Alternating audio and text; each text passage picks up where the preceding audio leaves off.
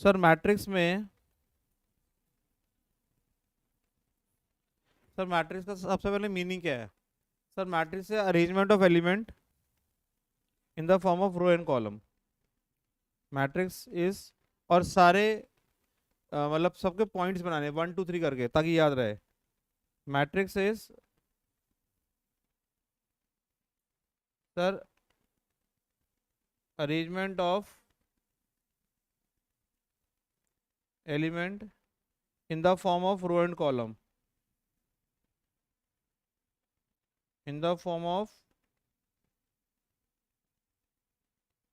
Matrix is arrangement of element in the form of row and column. Matrix एक तरह का arrangement है। क्या है?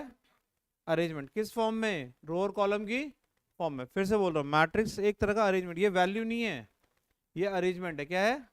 अरेंजमेंट है। मतलब मैट्रिक्स में एलिमेंट्स को सजाना है, इसकी वैल्यू नहीं होती।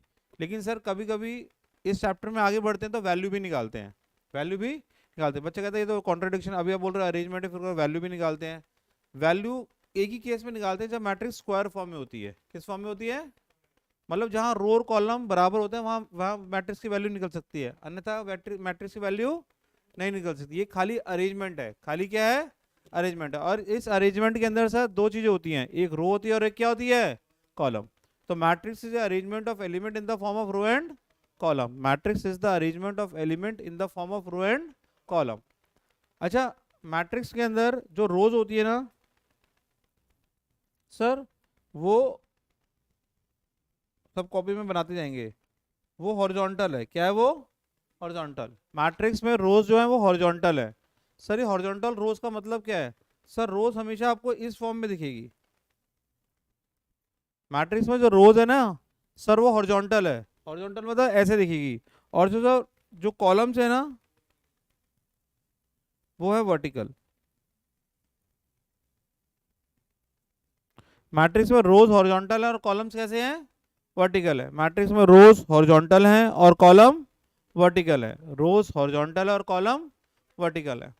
अच्छा सर, मैट्रिक्स के अंदर, मैट्रिक्स को जनरली हम कैपिटल लेटर से डिनोट करते हैं। और उसके मैट्रिक्स को किससे डिनोट करते हैं? जनरली कैपिटल लेटर से, capital A, capital B, capital P, ऐसे लिखते हैं मैट्रिक्स को। और उसके जो एलिमेंट्स होते हैं उसको स्मॉल लेटर से डिनोट करते हैं। किससे डिनोट करते हैं?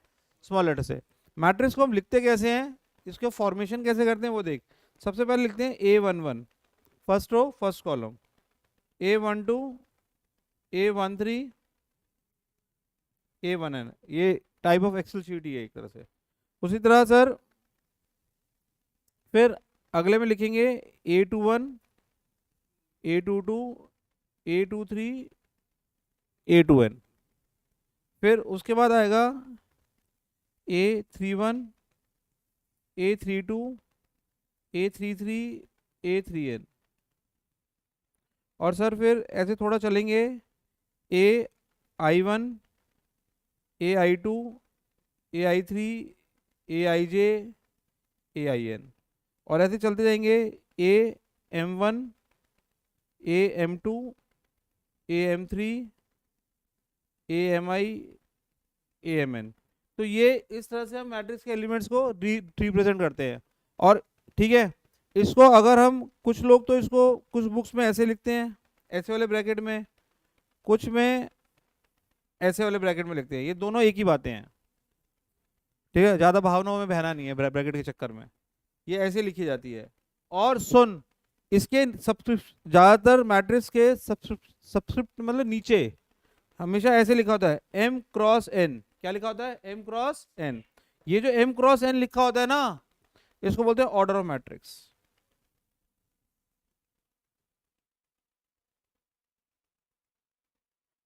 इसको क्या बोलते हैं सब? Order of. ये जो M×N लिखा हुआ है सर, इसको हम ऑर्डर ऑफ मैट्रिक्स बोलते हैं। इसको बोलते हैं sir order of matrix. Generally matrix को इसी फॉर्म में लिखा जाता है, रोज और कॉलम्स की फॉर्म में। किस फॉर्म में लिखा जाता है? रोज और कॉलम्स की फॉर्म में।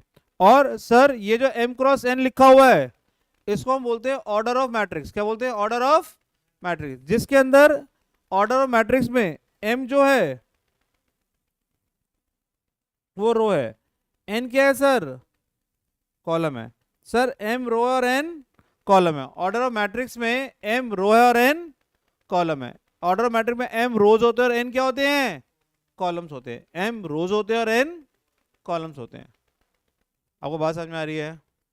ऑर्डर ऑफ मैट्रिक्स में m रोज होते हैं और n कॉलम्स होते हैं। तो ये आपको ऑर्डर ऑफ मैट्रिक्स आना चाहिए। क्या आना चाहिए? ऑर्डर ऑफ मैट्रिक्स, जिसके अंदर क्या क्या चीजें होती हैं, रोज एंड कॉलम्स। अच्छा सर, इसके अंदर ये जो AIJ होता है ना, इसको बोलते हैं जर्नल एलिमेंट। क्या बोलते हैं? Journal element. तो कॉमन एलिमेंट बोल दो, या बोल दो जर्नल एलिमेंट। कॉमन एलिमेंट या जनरल एलिमेंट, वो क्या होता है? AIJ होता है। क्या होता है? AIJ। AIJ को हम बोलते हैं सर जनरल एलिमेंट, मतलब एलिमेंट ऑफ ith रो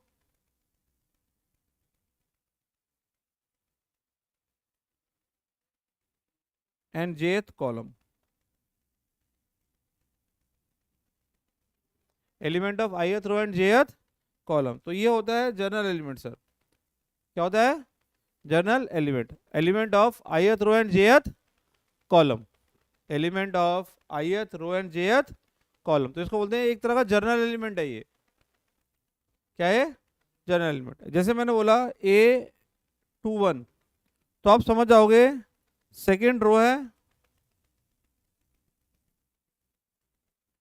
और फर्स्ट कॉलम है। ठीक है सर, A32 है, क्या बोलेंगे? थर्ड रो और सेकेंड कॉलम। तो ith रो है और jth कॉलम है, ith रो और jth कॉलम है। तेरे को आया समझ में? तो ये सारी चीजें हमको आनी चाहिए। तो इस ढंग से हम मैट्रिक्स बनाते हैं। कोई बंदा बोलेगा मुझको सामने से, सर 3x2 की मैट्रिक्स बनाओ। हाँ, 3x2 की मैट्रिक्स बनानी है, तो मैं बोलूंगा सर 3 रो होंगे और कितने कॉलम होंगे? 2। और यहाँ जहाँ इंटरसेक्शन आ रहा है, यहाँ सब एलिमेंट्स बैठे होंगे। कौन बैठे होंगे यहाँ पर? एलिमेंट्स। यहाँ बैठे होंगे एलिमेंट्स। तो बच्चे यहाँ पर जब एलिमेंट्स बैठेंगे तो यहाँ पर क्या आएगा? क्या? A11, A12, A21, A22, A31, A32। तो यहाँ पर कौन बैठेंगे? आगे एलिमेंट्स बैठेंगे। कौन बैठेंगे? एलिमेंट्स बैठेंगे। बोलेंगे सर 2x2 की मैट्रिक्स बनाओ, तो बच्चा झट समझ जाएगा 2 रो हैं और 2 कॉलम है। तो बच्चे यहाँ पर हम लोग क्या लिखेंगे? A11, A12, A21, A22। तो मैट्रिक्स को ऐसे फॉर्म करते हैं, ऐसे मैट्रिक्स को बनाते हैं, ऐसे मैट्रिक्स को बनाते हैं। तो मैट्रिक्स की फॉर्मेशन कैसे होती है? सर कितने रोज हैं? इसमें 2 रो और 2 कॉलम्स है। अच्छा सर, इसके अंदर जब हम लिखते हैं ना, इसकी एब्रिवेटिव फॉर्म होती है। मतलब मैट्रिक्स को ऐसे थोड़ी हमेशा इतने बड़े बड़े डब्बे में लिखते रहेंगे, इतने बड़े बड़े बॉक्स में नहीं। इसको शॉर्ट फॉर्म में भी लिखते हैं बुक्स में। कैसे लिखते हैं? इसको ऐसे लिखते हैं सर, AIJ m×n। क्या लिखते हैं? AIJ m×। और कुछ लोग मैट्रिक्स को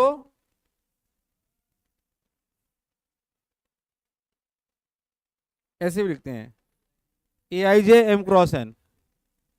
तो ये दोनों ब्रैकेट्स का, ब्रैकेट्स नहीं है मतलब ब्रैकेट जैसे बड़े डले, वो क्या ना भावनाओं में नहीं बहना है। तो सीधा बस या तो कुछ भी लिखा हो, ये दोनों मैट्रिक्स को डिनोट कर रहे हैं। किसको डिनोट कर रहे हैं? और इसके अंदर m जो है वो क्या किसको डिनोट कर रहा है? रो। n किसको डिनोट कर रहा है? कॉलम। और I का डिस्क्रिप्शन क्या होता है?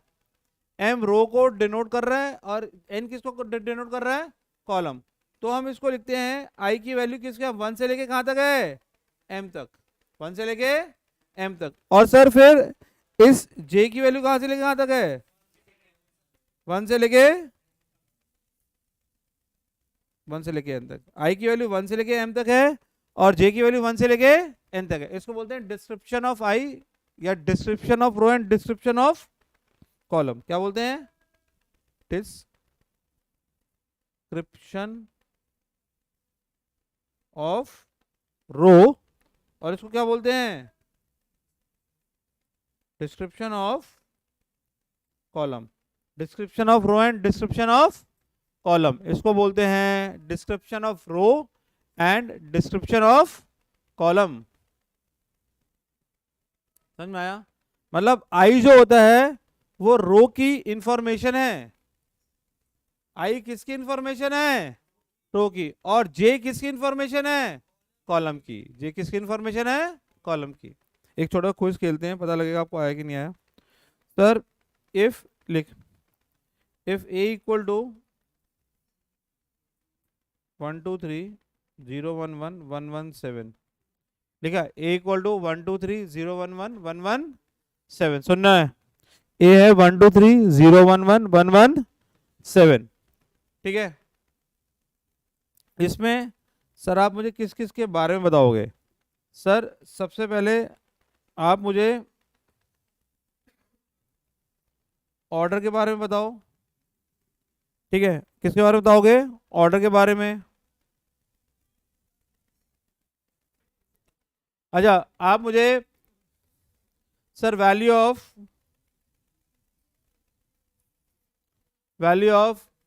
ए 1 1 ए 2 1 के बारे में बताओ। एक मिनट सर, आपको मुझे डिस्क्रिप्शन ऑफ आई बताना है, डिस्क्रिप्शन ऑफ जे बताना है। सबसे पहले इसका ऑर्डर क्या है? इसका ऑर्डर है 3 इंटू 3, क्योंकि इसमें 3 रो हैं और 3 कॉलम है। इसका ऑर्डर 3 इंटू 3 है, 3 रो और 3 कॉलम है। अच्छा ए 1 1 की वैल्यू क्या है? 1। ए 2 1 की वैल्यू क्या है? 0। अच्छा आई का डिस्ट्रीब्यूशन रो के बारे में बताना है। रो पता है 1 से स्टार्ट होके कहां तक जा रही है?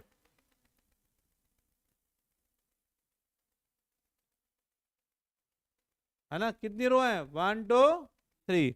और उसी तरह कॉलम कहां से लेके कहां तक जा रही है? कॉलम 1 से लेके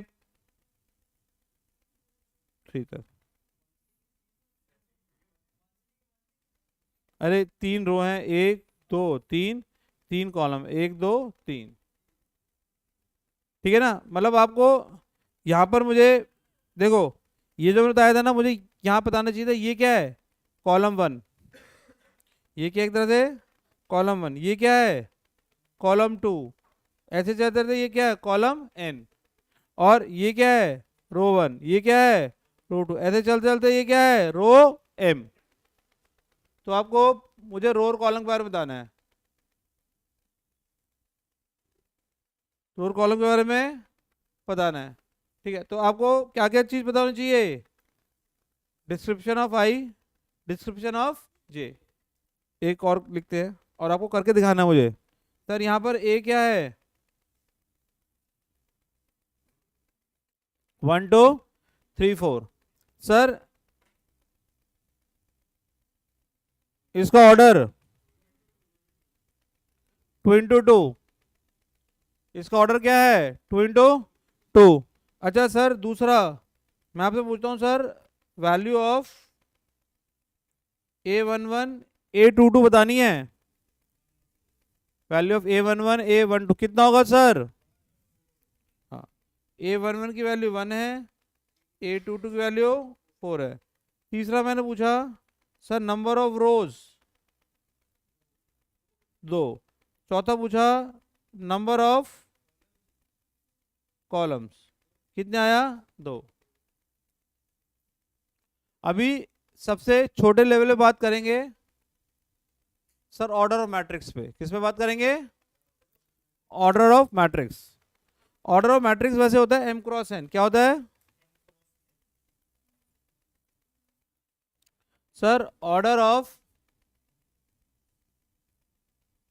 मैट्रिक्स है सर, वो क्या है? m cross n। Sir order matrix है m क्रॉस n, काश भी ध्यान देना है, ऑर्डर मैट्रिक्स है m क्रॉस n, ठीक है, ऑर्डर ऑफ मैट्रिक्स है m क्रॉस n। अब बच्चा कहता है ये m क्रॉस n का चक्कर क्या है, मैंने कहा ध्यान सुन, ऑर्डर ऑफ मैट्रिक्स है m क्रॉस n, सही है। अच्छा तो सर अगर order of matrix m cross n है, इसमें m रो और n कॉलम्स है, तो हमें अगर नंबर ऑफ एलिमेंट्स दिया हो, नंबर ऑफ एलिमेंट से आपको निकालने हैं पॉसिबल ऑर्डर,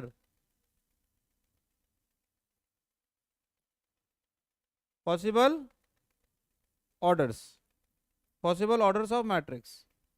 तो उसके अंदर एक पीएनसी का कॉन्सेप्ट लगाते हैं और उस कॉन्सेप्ट का नाम है selection of similar items.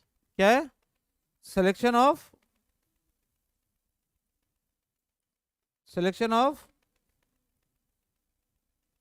Similar items. और सिलेक्शन ऑफ सिमिलर आइटम का फॉर्मूला क्या है? p+1। Selection of similar item का क्या फॉर्मूला है? p+1। Selection of similar item का फॉर्मूला है p+1। सर इस सिलेक्शन ऑफ सिमिलर आइटम का फॉर्मूला है p+1। यहाँ देख, सिलेक्शन ऑफ सिमिलर आइटम का फॉर्मूला है p+1। आ रहा समझ में? अब ये जो p+1 है, सुनो, ये p+1 आया कैसे? सर 4 मैंगो है, 2 ऑरेंज है, 3 एप्पल है, और एक फ्रूट सेलर पे गए, उसने बोला एक फ्रूट खरीद लो। तो आप सबसे पहले मैंगो के हिसाब से सोचें। तो मैंगो के हिसाब से आप क्या सोचते हैं? आपने एक भी मैंगो नहीं खरीदा, आपने एक मैंगो खरीदा, 2 3 4। तो मैंगो को परचेज करने के लिए कितनी ऑप्शन है? 5। आप देखो मैंगो थे 4 और ऑप्शन आई 5, तो एक ऑप्शन ज्यादा आई। एक ऑप्शन इसलिए ऐड हो गई कि कुछ भी नहीं खरीदा आपने, कुछ भी। ऐसे आपने अगर ऑरेंज लेना है, आपने एक भी ऑरेंज लिया, एक लिया, 2 लिए, तो ऑरेंज के लिए कितनी ऑप्शन है? 3। और एप्पल के लिए अगर आप देखेंगे, एप्पल के लिए कितनी ऑप्शन है? 4। तो अगर आप टोटल नंबर ऑफ वेज निकालते हैं, पता क्या आता है? 5 इंटू 3 इंटू 4, तो कितने आते हैं? 60 वेज। यही कॉन्सेप्ट हमने मैट्रिक्स में यूज करा। इसी कॉन्सेप्ट को कहाँ यूज करा? मैट्रिक्स में। How to find the possible order of matrix, how to find the possible order of matrix. अच्छा सर आपने कैसे इस्तेमाल करा बताओ? मैंने बताता हूं सर। सर आपके पास सर एलिमेंट्स हैं 12 एलिमेंट्स, और आपको sir possible order of matrix निकालना है। आपके पास 12 एलिमेंट्स है और आपको क्या निकालना है? Possible order of matrix. Sir आप कैसे निकाल के दिखाओगे? मैंने कहा देख ऐसे निकालेंगे पॉसिबल ऑर्डर मैट्रिक्स। अगर मैं आपको नॉर्मल बात करूं तो आप क्या क्या बना सकते हैं? 3 इंटू 4, एक मिनट, 3 इंटू 4, 4 इंटू 3, और 6 इंटू 2, 2 इंटू 6, 12 इंटू 1, 1 इंटू 12। कितने तरह की मैट्रिक्स बन सकती है? 6। लेकिन सर ये तो बहुत कम कम एलिमेंट है। मैं आपको बोलूँ 1000 एलिमेंट है, 360 एलिमेंट, तब बनाना है, तब तो वाट लग जाएगी।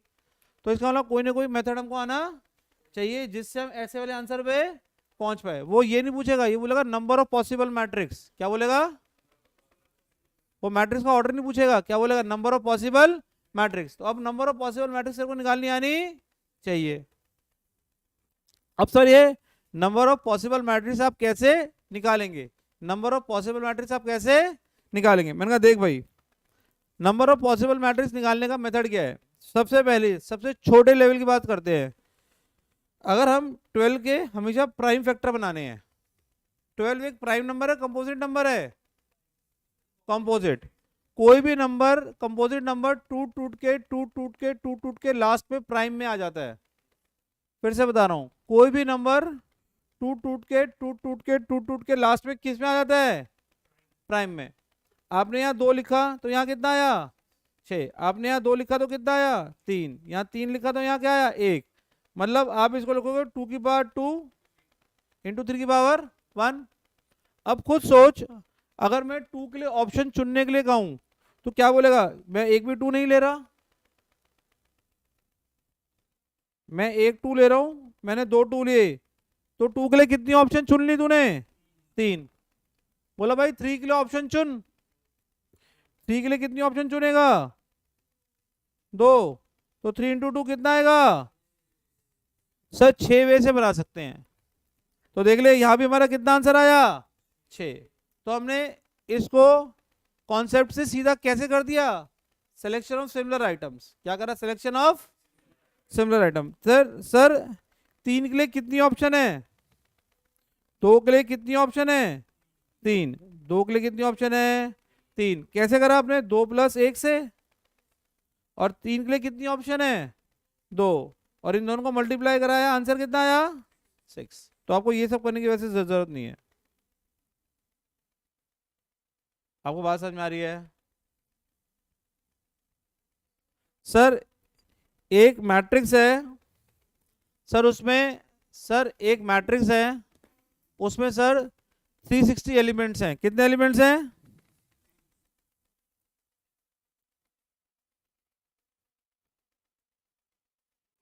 और सर आपको बोला गया है सर आप total number of possible matrix निकालनी है। सब बच्चे निकालेंगे कॉपी में, total number of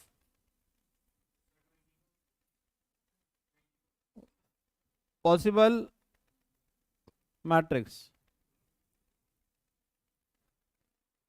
total number of possible matrix. बताओ सर कैसे निकालोगे सर,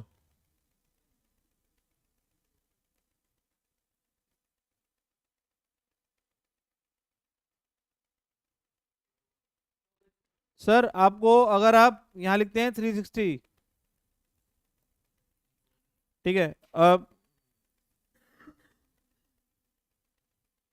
ठीक है, अगर यहां पर क्या लिखते हैं 360, और आप सर 360 के फैक्टर्स बनाते हैं, बनाओ, और प्राइम नंबर से बनाने फैक्टर, कैसे बनाए,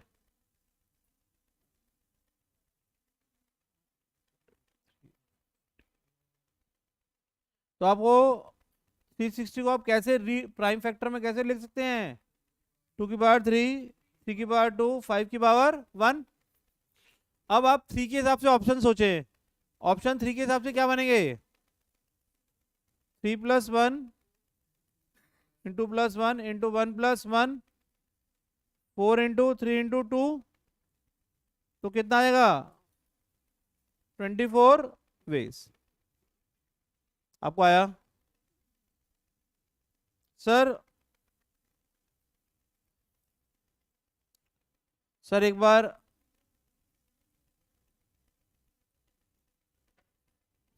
सर 1000, ये सुनना है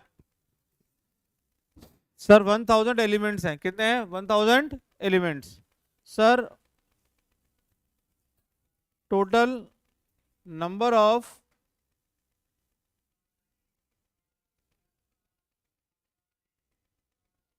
possible matrix, total number of possible matrix कैसे आएंगे सर, बताते हैं सर। सर 1000 होगा, कितना आएगा ये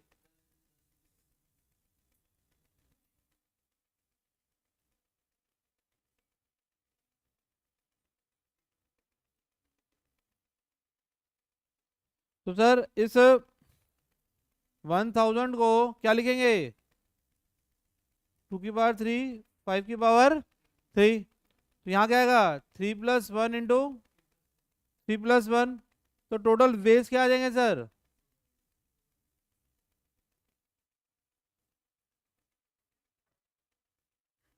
16 वेज। क्या आ जाएगा 16 वेज। आया समझ में, यहाँ तक समझ में आया। तो सर ये आपको total number of possible matrix बना लिया आपने, टोटल नंबर ऑफ क्या बना ली पॉसिबल मैट्रिक्स। यहाँ तक आया समझ में? अच्छा सर सुनो, अब तो सबसे पहले हमने सीखा order of matrix. Order of matrix क्या है? M cross n. क्या है? M cross n. Order of matrix है एम क्रॉस एन। ये वाली बात समझ में आई? अच्छा सर फिर आ जाओ सर पहले नंबर की बात। सर अब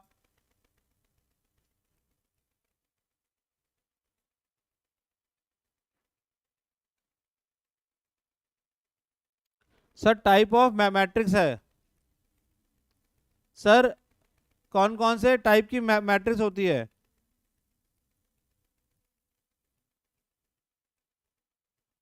अच्छा, टाइप ऑफ मैट्रिक्स होती है।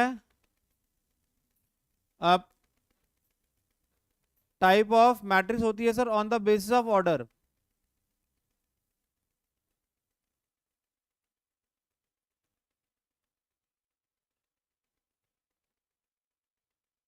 ठीक है, type of matrix on the basis of order. अच्छा सर अगर मैं रो मैट्रिक्स की बात करता हूँ, किसकी बात करता हूँ? तो सर इसका आपको ऑर्डर याद होना चाहिए। इसका ऑर्डर होता है 1 क्रॉस n। क्या होता है? 1 क्रॉस n। मतलब इस रो मैट्रिक्स का मतलब एक ही रो है, एक ही रो। यहाँ इसका एग्जांपल भी लिखते हैं, जैसे 1 2 3 पता इसका ऑर्डर क्या है? इसका ऑर्डर क्या है इसका? 1 × 3। तो इसको क्या बोलेंगे? Row matrix. क्या बोलेंगे? Row matrix. सर दूसरे नंबर पे है सर कॉलम मैट्रिक्स। उत्कर्ष आ गया यार बोलो। अब sir sir column matrix. Column matrix क्या है सर? m × 1। इसके अंदर सर एक ही कॉलम होता है, एक ही कॉलम है। क्या आएगा सर? 1 2 3 3 2 1। तो जिसके अंदर एक रो होती है वो रो मैट्रिक्स, जिसमें एक कॉलम होती है वो कॉलम मैट्रिक्स। अब दो तरह की और है, एक होता है सर वर्टिकल मैट्रिक्स, एक होता है हॉरिजॉन्टल।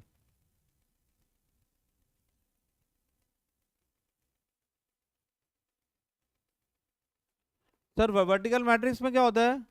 सर रो हमेशा कॉलम से ज्यादा होते हैं। कैसे? सर मान लो आपने एक मैट्रिक्स लिखी 1 2 3 4 5 6। तो ये 3 × 2 आ गया, तो इसका क्या बोलेंगे? Vertical matrix. क्या बोलेंगे? Vertical matrix. और सर एक होता है सर हॉरिजॉन्टल मैट्रिक्स।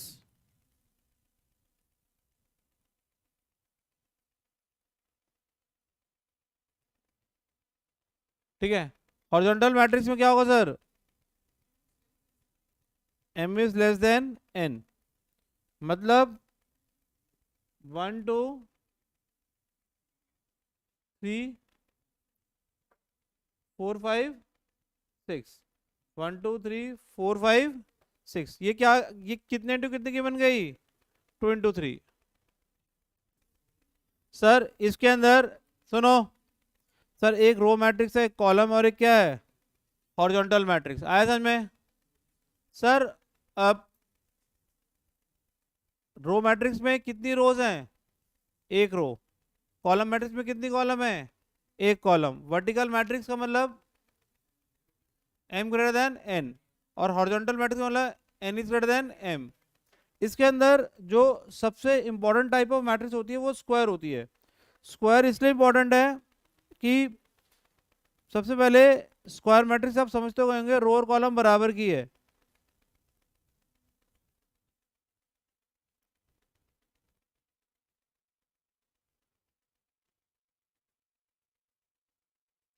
रो और कॉलम बराबर का है। स्क्वायर मैट्रिक्स में रो और कॉलम क्या है? बराबर का है। लेकिन स्क्वायर मैट्रिक्स एक टाइप की मैट्रिक्स नहीं, पूरा चैप्टर है। नेक्स्ट चैप्टर का नाम डिटर्मिनेंट है। क्या है? और डिटर्मिनेंट की डेफिनेशन है all square matrix is known as determinant, all square matrix is known as determinant. इसका मतलब ये कोई छोटी मोटी चीज नहीं है, ये आने वाला चैप्टर है, आने वाला चैप्टर, तो इसके बारे में पता होना चाहिए। सुनो सर, सर स्क्वायर मैट्रिक्स में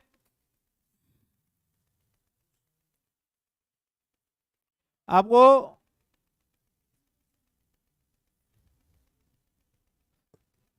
निकाल ले, कोई बात नहीं सर, ये m इक्वल टू एन होगा, क्या होगा, m इक्वल टू एन होगा, ठीक है। तो स्क्वायर मैट्रिक्स में रो और कॉलम बराबर के होते हैं।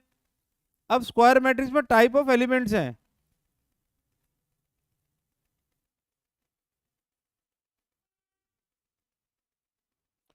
अच्छा सर स्क्वायर मैट्रिक्स में स्क्वायर मैट्रिक्स में 3 तरह के एलिमेंट है। सर पहला एलिमेंट है कॉन्जुगेट, दूसरा है प्रिंसिपल डायगोनल, प्रिंसिपल, और तीसरा है ऑफ डायगोनल।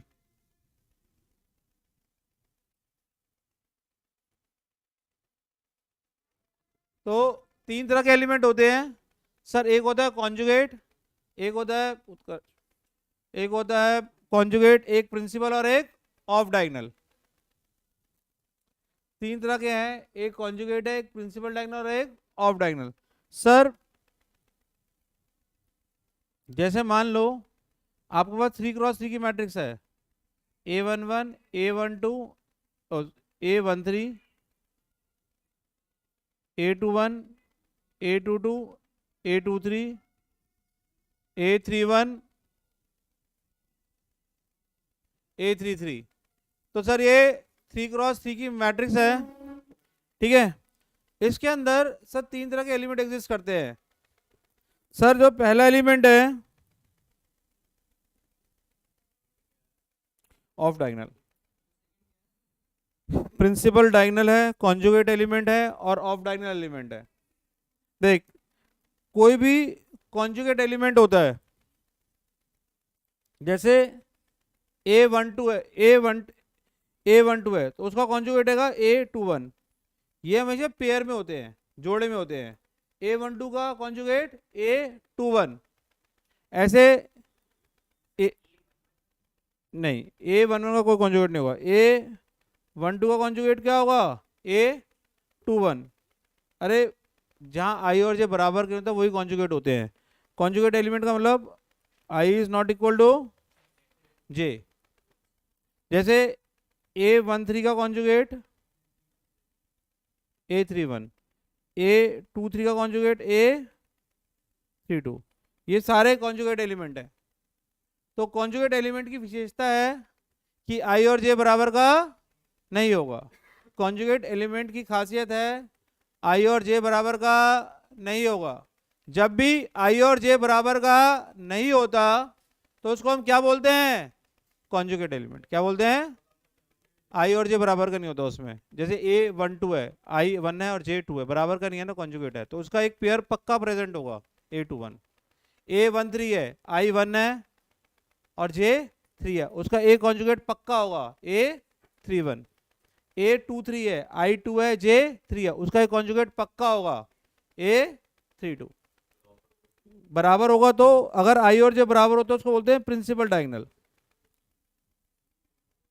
ए नहीं, इसको बोलते हैं प्रिंसिपल डायगोनल, जहां आई और जे क्या होता है, बराबर का। जैसे A11, A22, A33। फिर बच्चा कहता है ये तीसरा ऑफ डायगोनल का क्या सीन है। देख ऑफ डायगोनल वो है जहां I plus J equal to N plus 1 है, I plus J equal to N plus 1 है। जहां I plus J equal to N plus 1 है, वो कौन सा डायगोनल है, ऑफ डायगोनल। कौन सा डायगोनल है, ऑफ डायगोनल है। जहां I plus J equal to कितना है, एन प्लस 1, उसको क्या बोलेंगे, ऑफ डायगोनल। क्या बोलेंगे, ऑफ डायगोनल। तो सर तीन तरह के एलिमेंट हो गए। पहला एलिमेंट क्या हो गया? पहला एलिमेंट हो गया कॉन्जुगेट, दूसरा हो गया प्रिंसिपल, तीसरा हो गया ऑफ। जैसे मैं बताऊं A13, अच्छा ये n n क्या क्या क्या चक्कर है सर? ये 3x3 है, इसमें कितनी रो कितनी कॉलम है? 3, तो इसका n 3 है। जैसे 2x2 होगा, उसका n क्या होगा? 2। 4x4 होगा, उसका n क्या होगा? 4। ये खाली कहते रहो elements of square matrix, type of element in square matrix पढ़ रहे हैं। क्या पढ़ रहे हैं? Type of element in square matrix पढ़ रहे हैं। तो स्क्वायर मैट्रिक्स में तीन तरह के एलिमेंट हो गए, conjugate, principal diagonal, off diagonal. Sir 1 + 3 कितना होता है? अगर आप सर ये वाले जो एलिमेंट्स है ना इनको प्लस करें, 1 + 3 कितना है? 4। 1 + 3 कितना है? 4। और 3 + 1 भी कितना है? 4। इसलिए ऑफ डायगोनल में चला गया ये। सर A22 की बात करो आप, सर 2 + 2 कितना है? 4। और 3 + 1 कितना है? 4। सर ये भी ऑफ में चला गया। सर A31 की बात करो, 3 + 1 4 और 3 + 1 4। तो अगर आपको बोले, कोई बंदा बोले तेरे को ऑफ डायगोनल बताने हैं, ऑफ डायगोनल एलिमेंट कौन कौन से होंगे इस केस में बता? A13, A22, A31। और सर ये प्रिंसिपल डायगोनल कौन कौन से होंगे? A11, A22, A33। तो किसी भी स्क्वायर मैट्रिक्स में कितने तरीके के डायगोनल एलिमेंट होते हैं सर? 3। सर कौन कौन से 3 तरीके के डायगोनल एलिमेंट होते हैं? कॉन्जुगेट, ऑन डायगोनल और ऑफ डायगोनल। एक इसके अंदर छोटा सा टॉपिक होता है, उसको बोलते हैं ट्रेस ऑफ मैट्रिक्स। क्या बोलते हैं? Trace of matrix. Sir trace का मतलब बताओ, मैंने कहा बताते हैं सर।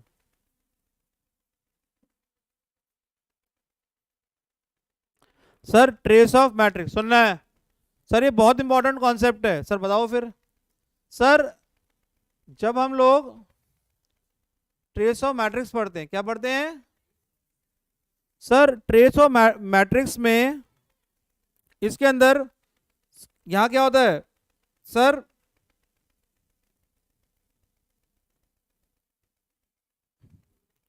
ऐसे लिखते हैं ट्रेस ऑफ मैट्रिक्स, ठीक है? तो सर मतलब आई की वैल्यू 1 से लेके आई तक। ट्रेस ऑफ मैट्रिक्स की डेफिनेशन होती है sum of all principal diagonal element. क्या बोलेंगे? पहले इसकी डेफिनेशन लिखवाते हैं। Sum of all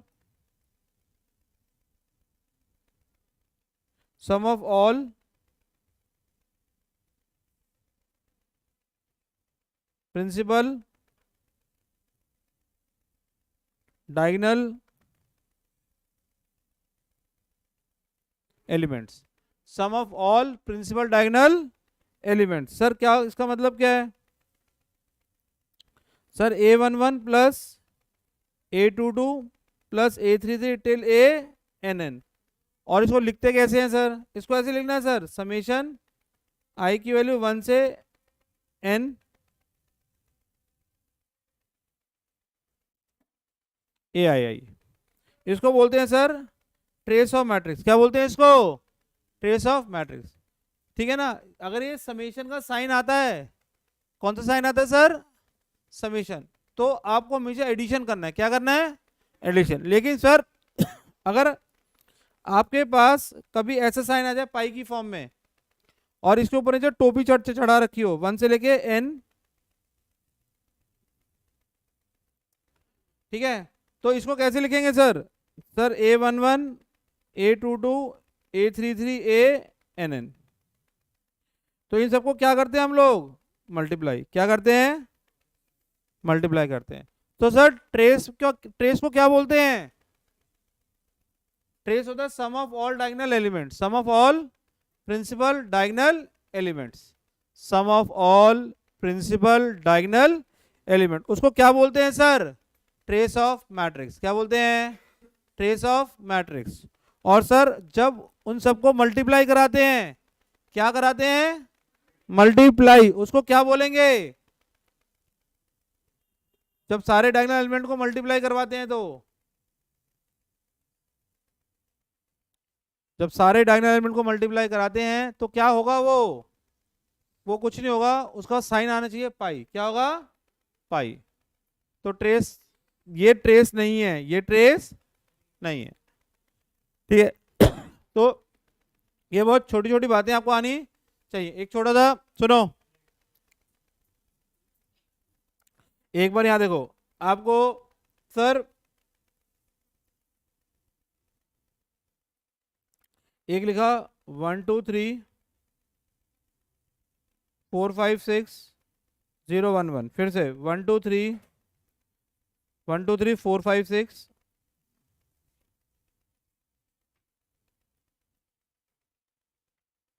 0 1 1। आप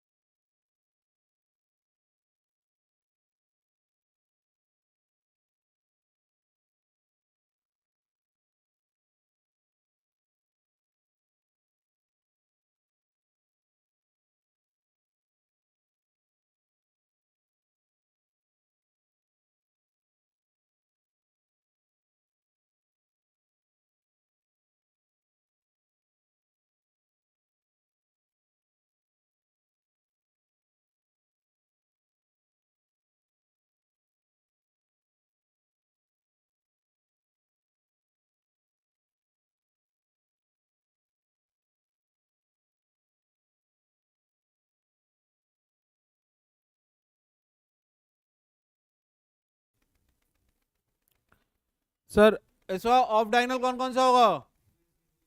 3 5 और 0। अच्छा सर इसका एक बार ट्रेस बताओ। 1 + 5 + 1 आंसर क्या होगा? 7।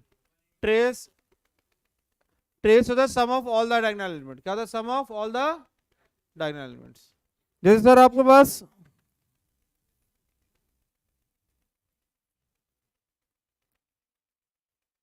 2 3 4 5 आया, आपको इसके अंदर टाइप बतानी है। अब पहली टाइप क्या होगी? सर टाइप होगी स्क्वायर। आप इसमें प्रिंसिपल डायगोनल बताओ, कितने प्रिंसिपल डायगोनल एलिमेंट? 2 और 5।